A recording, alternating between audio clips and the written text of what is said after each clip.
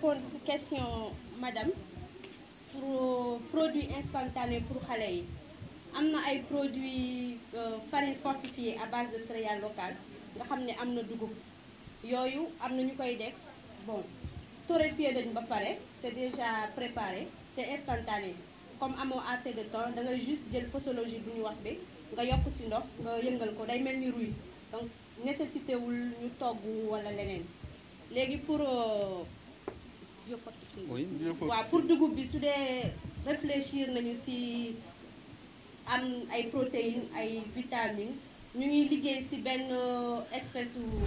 variété dugub biofortifié la boobu protéines yi ñoo ëpp minéraux yi ak composition bi daal moo ëpp composition variété actuelle bu ñu def ay suna ay calang ak yooyu donc effectivement boobu am na farine mil biofortifié. mën naa ci yow. bon je sais pas peut-être dire que ci dem pour nga xamante dafa yaakamte bu ñu jëlee par exemple ay caakiri ça peut se faire très rapidement en l'espace de 5 minutes boo amee sa soow bi nga teg de l'autre côté le caakiri qui est déjà fait ça se passe en 5 minutes mun nga ko servir et en même temps parce que boo koy préparer déjà mun nga dem def yeneen kii avec de l'eau chaude mun nga dem def autre chose quelque temps après nga bàyyi ko mu xaw a kii ndox bi li ci ëpp ci ndox mu wàcc boo ñëwee da nga koy servir directement donc ça se passe très vite ci wàllu recherche il y a actuellement am na lu ñuy naan le mil biofortifié c'est du mil très riche en zinc magnésium ak fer donc est très conseillé côté médical bi nga xamante ne day permettre parce que boo jëlee ces produits c'est des produits yi nga xamante ne balaa nga gis leen ci yeneen kii à des taux comme yi ngay gis ci dans ce mil c'est très très très difficile benn nga ciy gis mais benn produit benn kii meññeef bu am ñaar par exemple zinc et fer c'est très difficile de le trouver et on a actuellement ce type de mil mi nga xamante ne ñu ngi koy vulgariser et am nañu sax suñu beneen projet bu di ñëw aussi bi nga xamante ne mu ngi koy waaj a wasaaral c'est bien. ma yokk si tuuti si FIARA bi gis naa koo xam ne moo gagné aussi le prix du président de la République présenté na xaritu xale yi présenté na foofu benn kii type de biscuit à base de mil donc ay kii yu ndaw lañu donc loolu war na mën a baax ci xale yi xëy na Aminata bu pare dina ko mën a jàngal ñeneen ñi nga xam ne dinañ ko trouver sur le marché mais pour fondé bi aussi xam nga da nga ne amuloo jot mais gis nga le fondé frais maanaam araw bu tooy bi ñu congelé boo ko jëlee en 10 minutes togg na ko ñoom te loolu on est en partenariat ak Mamel Diabor nga xam ne moom mooy jaay genre kii yooyu mu tuddati genre produit yooyu en 10-15 minutes maximum am nga sa fondé donc temps bi dootoo du vraiment xale yi dinañu ndékki parce que effectivement femmes yi dañuy wax ni mënatuñu dem di araw di kii di dem ci machine yak yooyu loolu jeex na parce que mën nga koo am au niveau des cantines suñu fondé les produits yoo xam ne war nga koo mën a jël rek nga dem jaay ko sinon c'est au niveau de Mamel Diabor nga koy kii man mii ngay wax ni man j'achète toujours au moins 10 kilos dugal ko sama congélateur donc boo génnee rek ni mu congelé noonu nga koy toggee 10 minutes ñor na kon je pense que c'est une réponse à ça may xanaa balaa ñuy jox parole bi may bëgg aussi Aziz ñun dañu am ay coopérative de femmes transformatrices te xam naa ne ku jàppale jigéen ñi jàppale xale yi parce que ñun projet lañu am na fu ñuy yem on a de bonnes initiatives mais mënuñu continuer aussi di investir dans des choses yoo xam ne ñi dëkk ci dëkk bi xam nañu li xëyu xale yi la war nañ cee mën a jàpp ci coopérative transformatrice yi jàppale leen ci leneen loolu moom mën nañ koo waxtaanee parce que am nañ seen plan d'action xam nañu lan la ñu bëgg xam nañu loo xam ne ñun mënuñu ko ñeneen ñoo ciy mën a jàpp muy le secteur privé soo jëlee les cantines suñu fondé wasare nañu 70 defar nañu 70 tests mais je vous assure que la ville de Pikine a commandé 100 cantines parce que gis nañu ñi nga xam ne ñoom ñoo nekk autour de ces cantines lu ñuy am comme revenu ni mu tuuti di nga am 10 000 ba 15 000 francs par jour loolu boo ko multiplier en 30 ñoom am ñu samedi amuñu dimanche mais xëy la 10 000 fois 30 c'est 300 000 xëy na 100 000 ah investissement bi ak décoration bi parce que cantine bi dañ koo defar après ñu décorer ko ça tourne autour de 500 600 000 ça dépend de la taille de la cantine boo ñëwee Fiara te maa ngi lay ñaax nga ñëw seet si ma Fiara nga ñëw si suñu stand di nga gis cantine yooyu ma la wax noonu ñu ngi ci biir stand bi indi fa vraiment décor boo xam ne vraiment Abdou Fall si boppam mi nga xam ne moo yor foire bi mooy insister pour ñu dugal ci kii les dames ñi ñu jigéen ñi jaay foofu ñu ngi jaay 25 000 par jour ci biir kii stand bi nga di nga fa gis li kii wax mooy emballage yi on n'a que des emballages faits par les jeunes jigéen ñi nekk fii ci suñu coopérative yi ñoom seen bopp mën nañ defar emballage dootuñu demati jëndi emballage en plastique boo demee foofu y a une unité d'emballage boo xam ne def nañ dama bëgg daal yow ak représentant directeur des arts monsieur Koundoul waxtaanoon nañu ci Toubacouta defe naa ne ñu ngi préparé rencontre ak yéen mais aussi la journée nationale du livre te dama bëgg ñun ak yéen ak yeneen privé yi ñi nga xam ne bëgg nañu développement local ñu jàpp si def journée boobu nga xam ne après dañ koy perpétuer non jàppaguñu ko dañ koy perpétuer chaque année muy am comme ni muy am la journée de l'environnement mu am la journée du mil pour la santé de tous ak suñu xarit yi ah ñu jox leen publicité bi dañ koy def nag grand théâtre waaw à Dakar. À Dakar. Arrêt Chips. En face, Arrêt Chips. Arrêt Chips. Thiaroye. Thiaroye-sur-Mer. En face. suñu bureau de liaison. Ah d'accord. Donc moi je pense que Amina da nga bëggoon yokkaat ci question yi wala c'est bon. Durée de cuisson bi waaw moom mooy technicienne bi nag parce que yooyu moom. ferñeent yeeg yooyu moom 10 minutes à 15 minutes maa bëggoon juste ajouter. dafay laal développement sànq maa ngi toog ak sama chef d'agence donc bu ñu commencé dugg mu am ay questions yu doon xaw a sax daw ci sama bopp pour moo poser ko ma ne xaaral mais sama waa ji ba mu commencé dafa am lu mu ci laal ba mu ne dugub bi patrimoine culturel immatériel la muy rejoindre ay dispositions propriété intellectuelle yu nga xam ne ñaar la dugub mun nañ ko considérer comme loo xam ne day doon ressource génétique nga xam propriété intellectuelle da koy protéger ma xaw ci waxtaan ak ñoom tuuti ça me permet am échanger ci ak ñoom maanaam mooy dugub bii nii ñuy jël ay partenaires étrangers war ko mun a ñëw soxla suñu ko ñëwee jël utiliser ko naam ci ñu koy jëndee danañ leen jox waaye dama naan mun na am pourcentage boo xam war nañ ko mun a ristourner ministère de l'agriculture mu ristourner ko comité bu nga communauté yu nga xam ñoom ñooy les dépositaires de la ressource parce que lii may wax dafa am ay textes yoo xam dañ ko consacré au niveau international notamment lu ñu naan le protocole de Nagoya de la convention sur la diversité biologique de 1992 bu nga xam ne moom lañ adopté woon à la conférence de Rio muy lu am solo beneen bi patrimoine culturel immatériel bu ñuy renvoyer ñun lu ñu naan indication géographique ci maanaam propriété intellectuelle ñu naan la mun na doon un produit de l'artisanat mun na doon un produit du terroir bu nga xam ne qualité wam yi valeur yu mu am yëpp c'est par rapport à l'environnement bu ñu koy cultiver di ko entretenir fa la nekk donc pour moo wan leen ne aussi dafa am ay possibilités de coopération yoo xam mun na am entre propriété intellectuelle ak lii nii ngeen di wax affaire développement par contre danaa ci préciser nag que ne en matière de propriété intellectuelle Sénégal ñun dañu am wàll buñ ci yore muy culture mais lii ma leen di jóge wax dafa am beneen agence bu nekk Sénégal boo xam ne doon na baax ngeen coopérer ci trop ak ñoom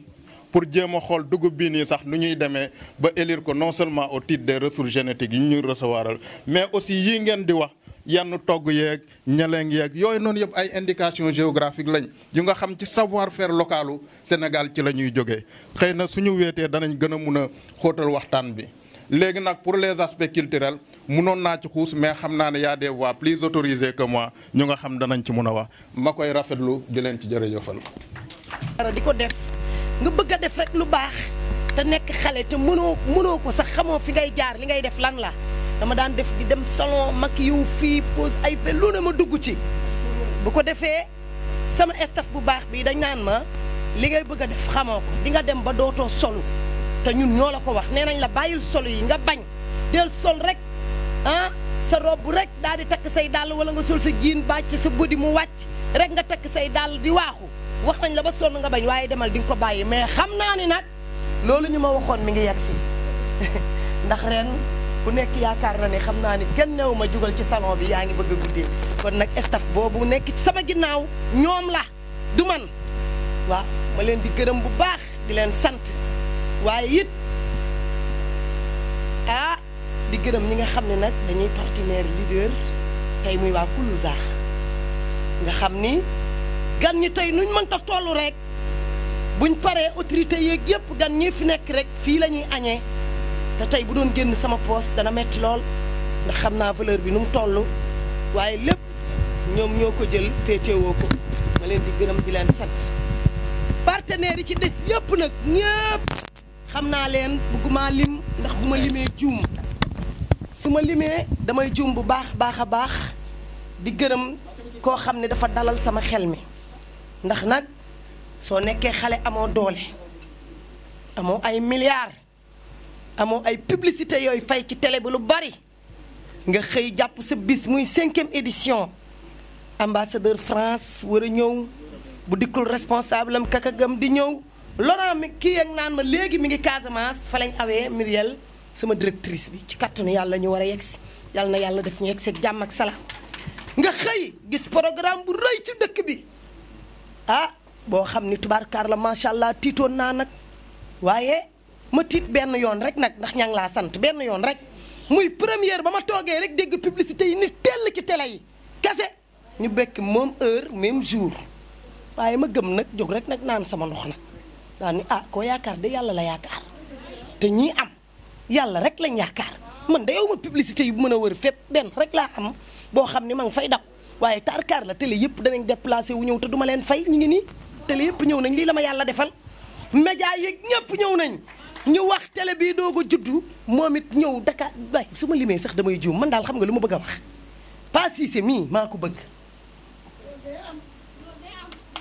man mii maa bëgg Pa Cissé mu nekk solo yàgg fa lool nekk mag kenn mësu koo kóole motif ci liggéeyam ma bëgg ko muy sama idole may roy ci moom ndax man baaxuma waaye man maa bëgg ku baax man barke Serigne Saliou Mbacké dama bëgg ku baax ci sama xol bi bëgg ku baax moo tax man sama yoon nekk ci boo baaxee rek topp naa la resuma leneen gis nga looloo tax looloo waral sama topp ministre bii ma topp ko bëggal ko sama bopp gis nga ba ma tiitee dama daw jàkkaarloog moom mu ne ma lekkal naanal boo tëddee nalawal man bu ma yónneewul sax bis ba bu guddee yàlla soppali jinne yépp ay nit ñu ñëw teewal la ndax dangaa baax lii la ma wax ba pare te bàyyiwul noonu ma jàkkaarloog sama directeur bi nga xam ne moo nekk fii Kër de Kaolack moom télé bi muy Serigne Boub ma ne ko mbir da am na man nag di wax dëgg yàlla dem naa ci Mariama Sarr bu dalal na sama xel mi lu mu mën def na ko nii ak naa yu demee noonu mu ne ma aji Kaolack gii ñëpp a lay jàppale bu neexee yàlla ak yonent bi moom it génne enveloppe bu mag teg ci sama loxo ni ma commencé yal ndax xam nga commencement dafa metti ni ma commencé yal gan ñi commencé yal seet fi ñuy dem ak yu demee noonu hôtel yi buñ manqué ministre mu ni ma loo doyul ma ne ko doyul mu ni dollil man daal su ma waxee rek mu ni dollil barki Serigne Saliou ma di ko ñaanal yàlla defal ko jàmm te staff bi yàquñu ko yàlla defal ko jàmm bu baax a baax a baax yemalewuma kenn man xam naa loolu waaye man it duma ko yemale kenn barki Serigne Fall déedéet artiste la mais bëgg na ma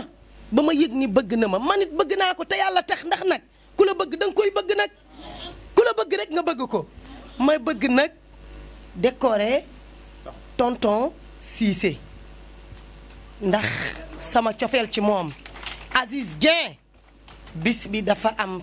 at mu jot ku ñuy rendre hommage daaw ci salle bii lañu rendre loon hommage Matassi Diallo moom mi ngi toog directeur des arts daawaati jeeg ñu rendre hommage Pa Iba Samb papay Coppa Ndiaye coppet rendre hommage Ablaye Diack mu fi nekkoon maire yi xawma ko musuma toog ak moom mais ma déggoon mbaaxam rendre hommage Abi Ganna mu gaañu woon te yàlla nañu yàlla dafal cat rendre hommage tubaarkaar la macha allah matasi waaw rendre hommage ñu bari rek yaakaar naa ni parce que festas bi it damaa bëgg muy génnee jukkoy nit ñi festas bi daal képp koo xam ne daf la rendre hommage ndax Aziz mii ba mu duggee ci affaire bi amul Jean amul Paul képp kuy nit képp kuy artiste xam Aziz Dieng rek nee nga ma bi suwaa ku ko tànn ma ne leen nag du man parce que ñun bu ñuy tànn dañuy def équipe toog di waxtaan di seet ren ku ñu war a jël mais ñëpp ñoo ko rafetlu may gërëmaat rek di santaat yàlla bu baax ndax tubaarkaar la macha allah sama ministre bi juróomi téeméeri billet la ma jëndal juróomi téeméeri billet lenn it am moom koo xam ne yàlla dafa maa booleeg moom sama premier festival moo njëkk a yëkkati oto may ma ko man yi du ma dawal oto parce que li tax duma ko dawal mooy mënuñoo nekk man ak sama borom kër ñuy jóg di daanu di tabax di dugg ci yeneen te parewuñ may jël oto di ko dawal ci mbedd mi jël oto bi def ko xaalis ñu dugal ko faneen ren nag mu fas yéenee way jëkkëram ngoon muy monsieur Sila nekk sama xarit xam nga tarkar la wayu ma nabu Sila laay way wayu ma nabu tey bu ko kenn waxati Sila laay way léegi daal xam nga nu ñuy def affaire yaa ngi noonu dama doon sant ñëpp rek di gërëmaat ñëpp rek fayaa ba ñu juum ku ma tuddul nag ma baal ñu ma tudd daal nit ñi dañoo jàpp ci bis bi mais dafa ëppante nag dëgg neexul dafa ëppante nag mag ñi ndaw ñi la presse wax dëgg yàlla seen taxawaay rafet na depuis démb yéen a ngi ci affaire yi ci caravane bi donc mention spéciale à toute la presse jërë ngeen jëf gars yi et bu loolu weesoo nag Cissé mi ñu décoré balaa ñu cee sori xam naa ne dinaa introduire koo xam ne moom mooy représentant RFM fii muy monsieur Diamé mais benn témoignage rek laay def aussi ci parrain bi muy Abdoul Aziz Dieng première fois ñu njëkk a xeex ñu def li ñu naan formation sur les droits d'auteur ak xoolal ma lii rek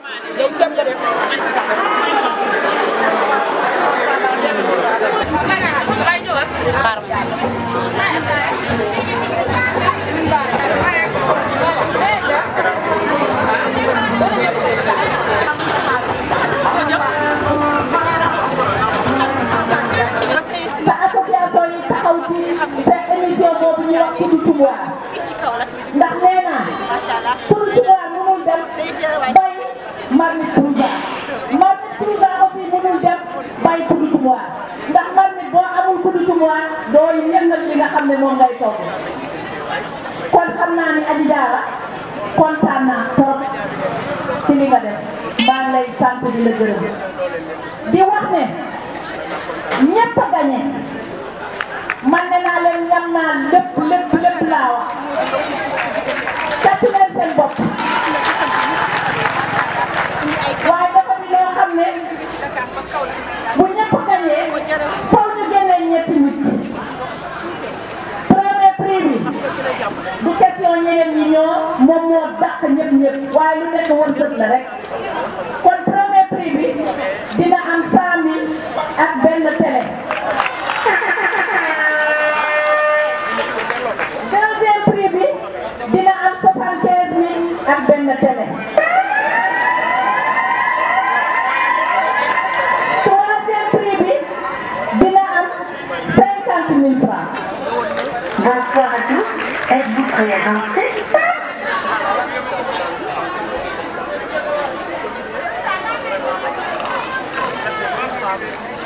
waaw ndax ci dégustation yi naan nañu ataaya Maam Jaara macha allah naan nañu bitaale meew bu sedd guy boo xam ne day wàccee coono doole ko xam ataaya bi ndax boo nekkee ba suur li koy reesal mooy atee bi tey Maam Jaara boo paree li ngay naan mooy meewu bitaale waaw lépp nag muy ay société yoo xam ne ñooy liggéey fii ñoom ñëpp nag dinañu liggéey ànd ak ñoom waa dama ne ndax su ma mënee jógee Dakar ñëw fii waa EPA Dakar EPA ñoom Ziguinchor tali bi jógee Ziguinchor dem Kolda EPAS ak MPA ñoo ko financé xam naa ci lu bëri waaw Serigne Ndioum nag dañ koy beral loxo ndax gis nga ñun suñu cantine fondé commandé na ci ñeent ne da koy yóbbu Dakar ñu ngi ciy liggéey kon Serigne Ndioum aussi Kaolack maa fierté jërëjëf. waaw dama ne ana représentant maire bi moom nag dama lay wax benn mbir nag du ma ko wax ci kaw waaye ci suuf laa koy wax waaye ci micro bi laa koy wax ndax nee na ma waaw lii fan lañ koy jàngee togg yi waaw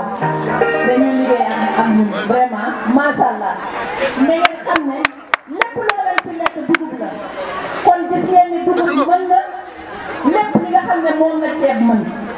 te dàq ko guub dana bu baax ci yaram yaa ngi dégg gis nañ ci dugub ceeb yu neex gis nañ ci dugub yàpp gis nañ ci sombi dugub gis nañ ci gurbaan gis nañ ci laax caaxaan gis nañ ci sebon nag bi ma ko xamoon jën la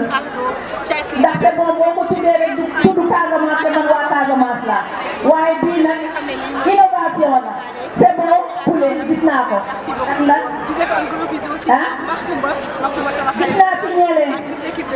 kon macha allah mënuma lim lépp waaye. waaw comme niñ ko waxee nag mbokk internet yi gis ngeen li fi xew colloque bi jaar na depuis ce matin waaye tamit dégustation bi concours bi lépp nag ci ñu ëmb ko ci li nga xam ne nii moo di consommation locale développement local macha allah Adji Diarra Niang ci bés bi en résumé mu sargal ki nga xam ne nii moo di Moustapha Cissé mu doon journaliste boo xam yàgg na lool ci Le Soleil macha allah famille Mariama Sarr ñëpp nekk fi politiciens yi nee naa la Adji Diarra Niang la fille de Fatouta Kotoun et de Alkati Bamba Niang marqué na fii di Kaolack nangaan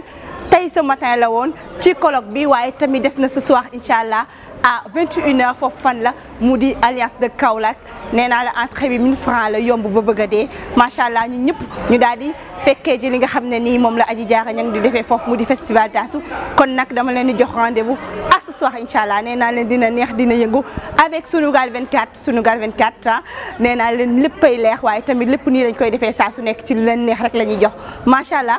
à ce soir incha allah ati ñu dem.